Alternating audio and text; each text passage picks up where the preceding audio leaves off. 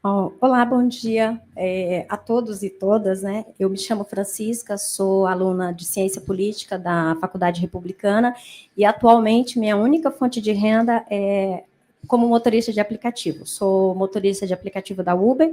Sei que é a vez é do iFood agora, peço desculpa, sem poder falar agora. Mas, assim, vou abrir um parêntese quanto a essa questão da segurança, porque é uma coisa que a mim incomoda bastante. O passageiro, ele sabe quem eu sou, a placa do meu carro, inclusive fica no aplicativo salvo, né, todas essas informações.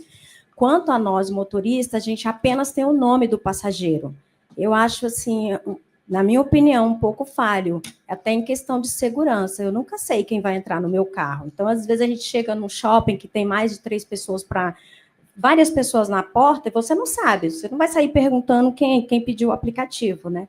Então, esse é um ponto que eu quero, né, levantar em questão da segurança. Mas a minha pergunta é, diante da discussão sobre a natureza jurídica das empresas de aplicativo, como ficaria a relação de trabalho com a regulamentação?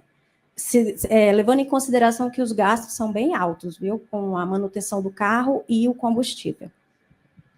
Bom, Francisca, deixa eu te falar. Primeiro, essa questão de você não saber o endereço de quem está pedindo.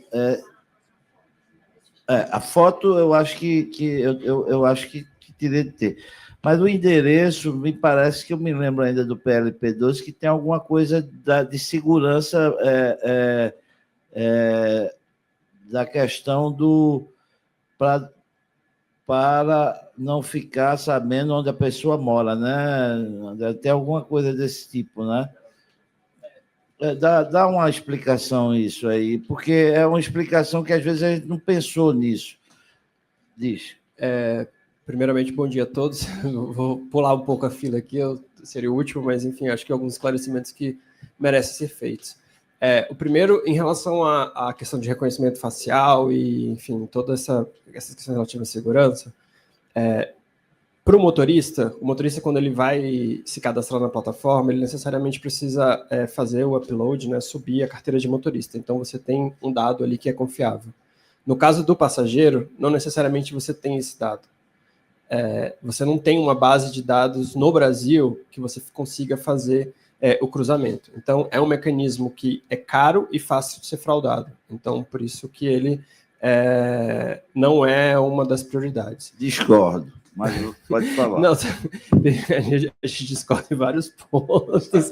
Estamos aqui para debater e que bom que estamos numa faculdade, né? Que é o ambiente da discordância. Mas, enfim, e sobre os dados, existe realmente uma preocupação, especialmente em função da LGPD, sobre como que você preserva os dados dos passageiros e dos motoristas para que você tenha o mínimo de dado possível ali que seja transmitido de um para outro. E também por questões de segurança, obviamente. Então, a gente tem que ter muito cuidado, as plataformas têm que ter muito cuidado com quais dados elas podem disponibilizar. Francisca, terminando a sua segunda pergunta, eu volto a explicar.